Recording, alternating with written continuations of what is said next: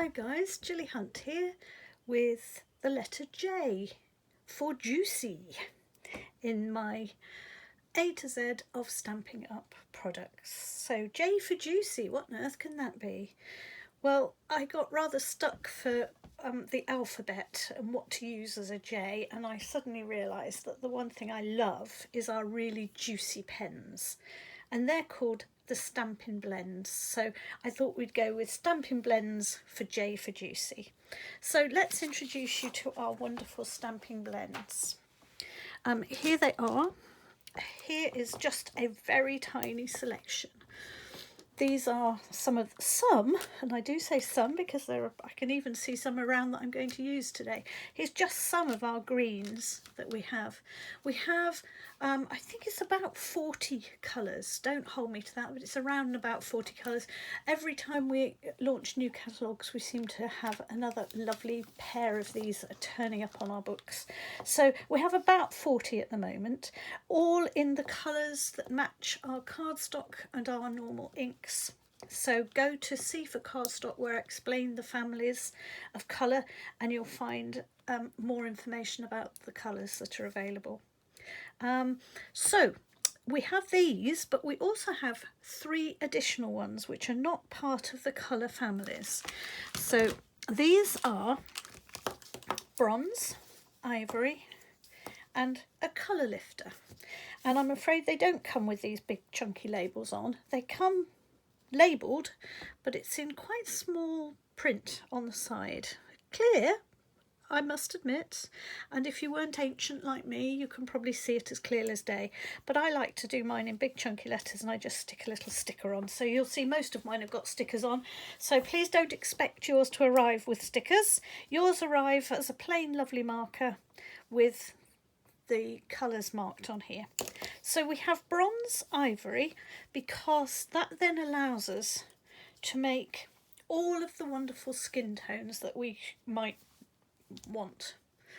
And it's quite amused me today because I tried my skin tone and I decided I'm right up at the stark end on my hands, but my legs are about this colour. And that's because I garden lots, so I have really dark arms and legs, dark arms, but my legs don't often see the sun, so they're this kind of really pale pasty colour. So skin tones are available in all of those colours by using the bronze, the ivory, and ivory, and I then add light petal pink, dark petal pink, then the ivory comes in around and about here. So let's just put this up at the top. Light petal pink, dark petal pink. The ivory comes about there, and then although the barrels don't make this look correct, but the bronze comes in here before I then add light and dark soft suede. So if you're looking for skin tones, those are, I would buy the ivory in the bronze pack and then add these two, depending on whether you want darker tones or paler, more European tones. Okay, so there we go.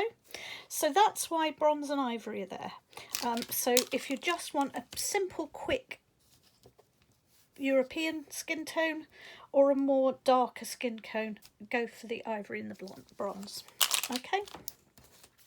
Now the colour lifter, I'm going to put, the colour lifter comes with those in a pack of 3, and I'm going to put that to one side because I'm going to talk about that a little bit later on because I want to show you how it works. Okay, so I'm going to put that to one side.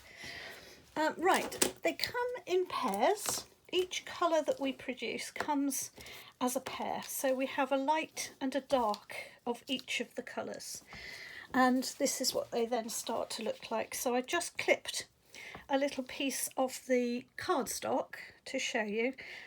So here's our Granny Apple Green cardstock, and there's our dark Granny Apple Green, and there's our pale, and here's our Poppy Parade. And for most of the colours, the dark colour is the closest and pretty much spot on for the actual cardstock, and then the lighter one is just a tone lighter, shade lighter, whichever. Okay, so that's how it works. They come, at the moment we're selling them singly, but a little birdie has told me that they will be sold in pairs in the next catalogue, so I don't think I'm giving too many games away to say that. But that it does mean that you get to get the shading correct if you have both, and I would highly recommend that you don't use them individually but that you use them as pairs, because that's how you get your best results, which you'll see later on as I show you how to use them. So let's just have a quick look at the actual pen itself. So here's, I brought a different colour in, why not, because they're all bright colours and it's lovely to see. It has two ends, so it's a double-ended pen, and you'll see here that just here there is a stripe, and this one is slightly wider and this one's slightly narrower, and there's even a little picture to help you as well. So this end I'm going to expect, because it's got the dark stripe and the picture of the paintbrush, I'm going to open it and I'm going to find a brush tip end. Let me just bring in some white paper underneath so you can see it clearer. There we go. So it's a nice brush tip end, and I have to say 9 times out of 10 I use that end for everything, including tiny things, and I'll show you that later on. But what we also have at the other end, and is equally useful but only in smaller doses from my point of view, is the bullet end. Okay, so one is a bullet end and one is a brush end. The brush end is slightly looser and floppier, and the bullet end is harder. Now, as I was putting those on and off, I'm hoping you'll have heard them go really click, and it is important to take them out, use them, and then to put the tops on relatively quickly.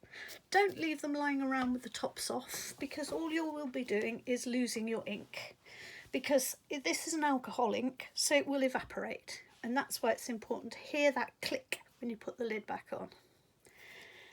Whilst you're using it, so you don't lose your lid, you can pop your spare lid on the other end of your pen. I have to say, I don't like it because it makes it feel a little bit heavy, but I've got quite tiny hands, so my hand only comes in this bit of the pen. If you had a slightly larger hand, maybe that would be quite comfortable. So it's up to you. You can either pop them on the end or just on the table. What else do we need to know? So that stops it evaporating. You also need to store them flat, because if you imagine you store them this way up, what will happen is this end will be saturated with ink and this end will end up with none. So you want to store them flat so it keeps the ink flowing to both ends equally, which allows both of the ends of your pens to stay nice and juicy. And after all, we are on J for juicy. Okay, let's go on. So why would you want a Stampin Blend anyway, rather than a felt pen or a pencil crayon or a watercolour paint or whatever? I would say because you can make some really beautiful coloured images. You can grade the colour, so you can make that plant pot really look curved.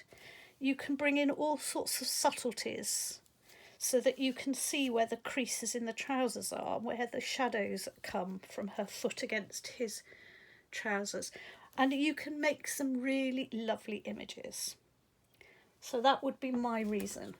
And just to show you the difference between my other favourite colouring item, which is a watercolour pencil. So here's two lovely cards that I made a little while back, but using watercolour pencils, and I loved them both. I thought they were beautiful cards until I tried doing the images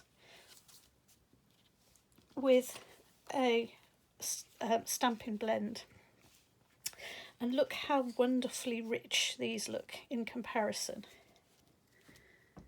Smooth, the little peg here is absolutely, you can't tell where one colour starts and another colour finishes. It's beautiful. It's just like an illustration in a book. Smooth and lovely. Now, however hard you try with a watercolour pencil, you will always have some pencil marks. Now, to me, as an artist, sometimes you want those marks. That's what makes it exciting and interesting. And so I might choose a watercolour pencil over the really lovely soft effects of a Stampin' Blend. But sometimes I might just go with, wow, isn't it lovely to be able to blend her hair and the shadows on the hair and the shadows on her dress. Sometimes it just gives you a different effect. Okay, so those are the effects we can get. So let's get on now with showing you how to colour with them. The first thing you need to know is that I always work on a glass mat, but I can't today, or I'm not going to today, because actually what happens on a glass mat underneath the camera, the lights reflect and bounce all over the place and you can't see what I'm doing very well, which is such a shame. But so I'm going to put down some couple of sheets of paper. The reason being is that when you use Stampin' Blends, they are J for juicy, and they do soak right through your paper and out the other side. That's the whole point of them. It's the juiciness that makes the effects brilliant. So you do need something underneath before you spoil your nice table, your colour all over your craft mat, or whatever it is, your tea tray, whatever you've got. So put yourself down something to do it on. I would recommend that you use Whisper White cardstock. Now, these are only recommendations. You can use what the heck you like. But the very smooth, treated surface of the white cardstock means that you will get the smoothest, best results. Okay, so don't use the watercolour papers. They're good for other things. Don't use the thick Whisper White because that doesn't have the same smooth coated surface. So just the standard Whisper White cardstock is by far the best. You can also use the vanilla, of course, because that's got exactly the same coating. But I do like to work on white because you get a much cleaner colour. There's no influence from the vanilla. So we're working with a much sort of plainer background. Okay. Now, the other thing that I would recommend you use is Memento ink. So if you're doing if you're doing outlines, or you want to do any kind of stamping around these colours, if you use the Memento ink, it is dye-based, and therefore when you're using these, which are alcohol-based markers, you've got something that's non-smelly, and the alcohol marker, which is smelly. And going back to when we did inks before under I, then you know that dye-based and alcohol work together, because what happens is you will not pick up the colour from this because there's no water involved to pick it up with. Now, this is dye-based, so of course also you could use any of our dye-based inks. And I often use, for outlines, I often use some of the softer greys, so something like smoky slate or the granite grey granite. Those are also very nice for outlines, and you can also get a really nice sepia effect by using something like crumb cake. Okay? But experiment away, use what you like, but definitely you need a dye-based ink like Memento or our dye-based Stampin' Up inks, in order that they don't pick up from when you use your colour. So let's get going. The first thing you need to know is how to control the ink flow. So I'm just going to get a little crash of colours here and a simple little butterfly to show you. So first and foremost, I'm going to say, let's start with a lovely lipstick. I'm going to use the brush end because, as I say, I tend to use the brush end, as more than anything else. Now, we're not going for shape here, we're going for a nice flat wing because most butterflies have fairly flat wings. Now, what you will find is if you put your pen down, and I'm going to just show you on a little scrap of paper to one side. So if you put your pen down, watch what happens. That patch is growing. Can you see? It's getting more and more ink colour. So when I first put it down, I just had a little dot. Just a little tiny dot. the longer I leave it down, even if I'm not putting any pressure on it, the ink will start to spread. And that's important to know, because if you start right on the edge of your outline, it will spread and it will seep into the outlying pieces of paper. It will die and move. So I always work just a tiny bit away from the edge. And then I let the ink itself move itself to the edge. Okay, I went a bit not quite close enough there. Again, a little bit closer there. And when I'm working into a little thin space, what I will do is I will slowly go in and then I will lift. So I'm like flicking it up. So I go in, flick it up, go in, flick it up, go in, flick it up, until it just fills that little corner. Little flicks, just gentle. We only have to press very lightly. We don't want to split this fibre up. And all we need to do is just go in. Now, to get really great effects, you need to totally soak the paper.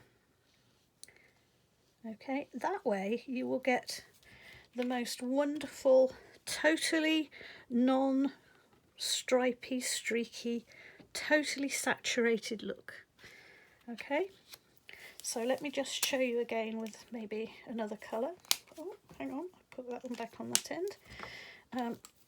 Remember what we said, put your tops back on. So again, we're going to start not on the edge, but just a little away from the edge. We're going to fill in, and I'm just press very gently, and I'm stroking the paper. I'm not working very fast, I'm just working in long strokes. And then I'm moving it out to the edge rather than starting at the edge. And then I'm going to make sure the paper is completely soaked with the colour. See? How beautiful is that? Totally crisp, smart, smooth colouring. Okay, we'll just do one more. What should we go with? Yellow. Let's go with yellow. So again, we're going to start away from the edges first, fill in the centre first, and then we're going to come to these little pieces, and I'm flicking up at the edge. Flick, flick, and then I'm going to work back to these corners, and I'm going to just turn my page, because sometimes turning your page means you can actually get to those edges. But can you see I'm going towards them, not in from them? Okay. I might just do the odd little tiny where I've got a few little ends, but I'm only using a tiny bit of, and now I've got that filled in, I'm going to just make sure it's totally soaked. So I'm going right across this middle section, not worrying about the edges too much. And you should hopefully not see a single brush stroke or a single mark. You will just see the colour coloured in the sections. Okay, so I'm not going to colour the whole butterfly because I'm sure you can imagine coloured in. I just want to show you how to do the colouring. So that's the first thing. Okay. Now, the next thing you need to understand is a kind of a difficult thing to get your head around to start with, because most of us are used to colouring with things where we build up colour. So let's just take a think about this. So when we colour with usually a pencil or a whatever, we put a bit down, and then the harder we press, the darker it goes. And then if we want it to go even darker, we go over the top with more colour. Yeah? So we build colour.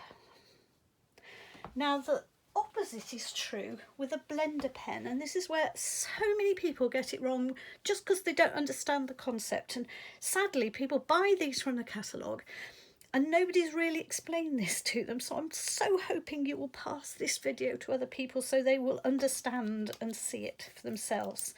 So first and foremost, let's just take a real example of how this works. So I am going to colour like mad with quite a dark blue, and I'm going to go over it to make sure it's really well soaked. Okay. Oh dear. Right, now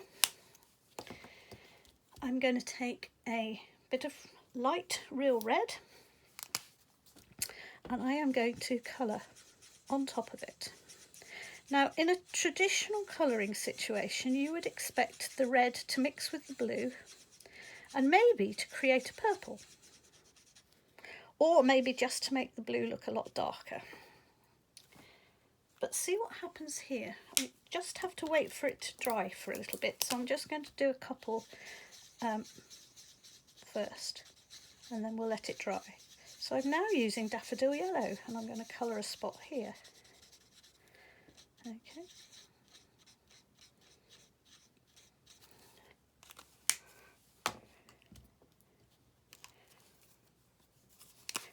I'm going to do one more.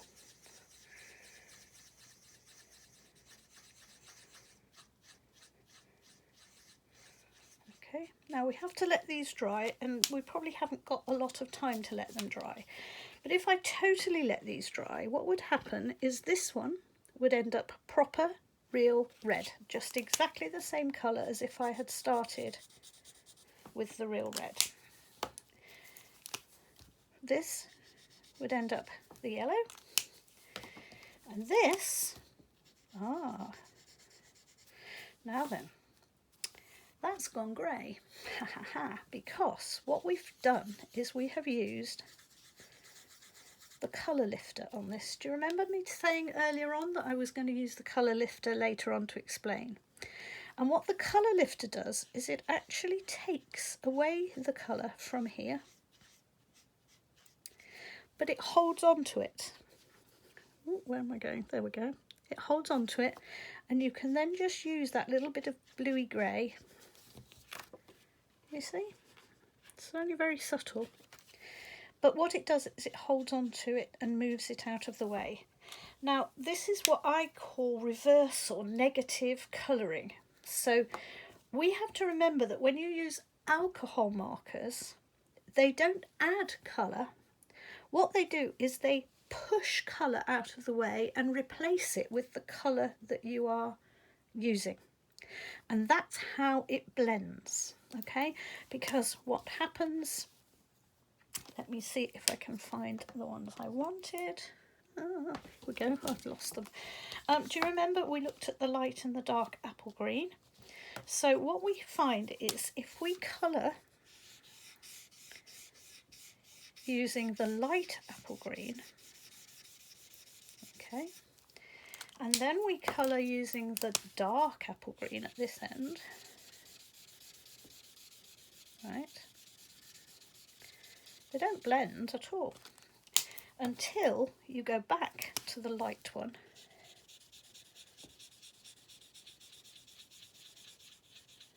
and you just very gently push the two colours together.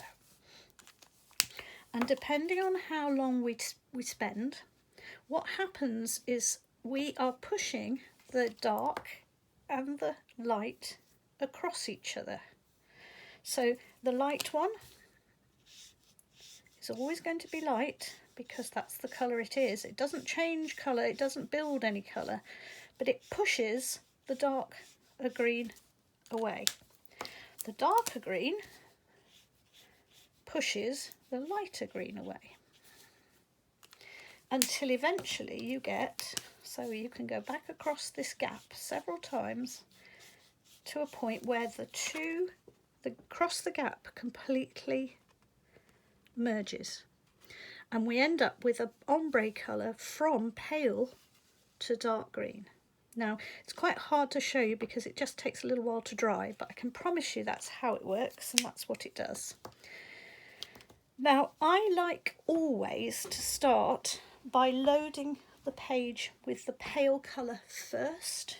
Just flood the area you want to colour the palest colour and then add the darker.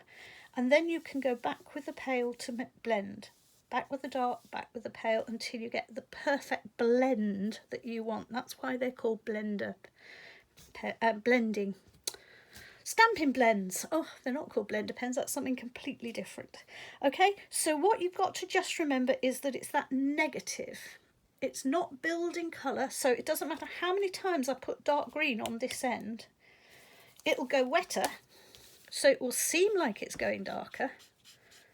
But when it dries, it will always be exactly that colour. It won't go any darker. It doesn't matter how many million times I go over it, it won't go darker. Okay, but it's the effect of the two colours together that create the blend. Okay, so we're not changing the pale, we're not changing the dark, we're changing the way the two blend together. That's where we're finding our new blended colours. Does that make sense? I hope so. Again, if you have any questions, please don't hesitate to ask me, contact me, whatever. I'm really happy to help. So I thought we'd just have a look at doing a little piece of colouring. So I have actually brought 3 pens here. I've got the dark Calypso Coral and the light Calypso Coral, which is the colour I'm using for my rose here. And I've also brought in a little bit of Dark Lovely lipstick because we can add other colours into our blends. But first, let's just get started. So what I said was, we have to work with them whilst they are wet. So if you can, always work fast and with small areas. So I'm only going to do one little petal at a time. And did you notice I put the pen lids on? Right, now I want down at this side, because this is tucked in behind the other petal, I want it to be darker at the base there, because that's where the shadows would be. So I've just done the dark, the pale, then I've done the dark, and now I'm going back across this line to blend it. And because I'm working under film lights, sadly it does tend to dry out quite quickly. So, okay, but I'm just going to keep working this little area. And what's happening is gradually this colour is replacing that dark colour. Okay, until it's just about where I want it to be. So I might just go a little bit darker again, and I might go a little bit paler again. Okay, and I could work and work in that way for quite some time. Okay, now I have to work out where I want my colours. So let's go, I've gone really pale there, so let's just fill in that. We don't want a gap, and we do want it to blend. So I need to go over this line until it's really mixed the colours together. Okay, now I'm going to go back into this little area, so I'm going to go over it, and I'll perhaps do 2 little areas at once, because I think that one wants to be quite a lot darker. So I might just literally go right back over that in the dark colour. And I might want this to be quite a lot darker too. Okay. So whilst it's still wet, you'll hear me clicking the tops on and off. You can leave them off for a little while, but it's up to you how much money you've got, because every time you leave the cap off, the ink is vanishing into the air, and you can tell that because you can feel it in when you're breathing, because there is quite a little smell to them, which is of course it's the alcohol. So if you like gin, have a good sniff, because it really does smell like gin. I'm not a great drinker, so it doesn't appeal to me that much, but I'm told it's a fabulous smell. My husband loves it when I'm doing them. Okay, so I'm going to go back onto this one. And remember that when you're doing these, work up to the edge, but be careful not to go too close to the edge, because it will spill. Okay, and then we're going dark again here. Not so much this one. I think I might just do a little dark piece on the edge, because if you imagine this little petal here might be just rolling over. So I want it to look as if it's darker at the base, where it's deep and tucked in, the shadows, and then it's light here where the sun is going to catch on it, and then it's going to go darker just on this edge where the actual petal rolls back over into the dark area. And then what I might do is go over some of the other areas and think, well, actually I quite like a little bit of this pinkiness in some of these areas. So I'm going to go in with a slightly pinkier colour, but I've still got to remember to keep this blend going. So I'm going to blend the darker coral, and I'm going to blend back in, oh, wrong end, and I'm working across all the time. I'm working whilst it's wet to allow the colours to blend. And I'm just blending it back out to the edge. Okay. Now it will take a little while for this to dry, but I can tell you this, when it's dry, will look very like this. And that will give you that lovely blended sort of blush colours. I hope that's been informative. I will be doing a lot more colouring on my how-to videos at different times, so keep an eye open for my other videos. And please, if you can, subscribe to me. It helps me get my numbers up for Facebook, so you don't have to do anything about it. Just click on the subscribe and that's great. Thanks a million. Bye-bye for now.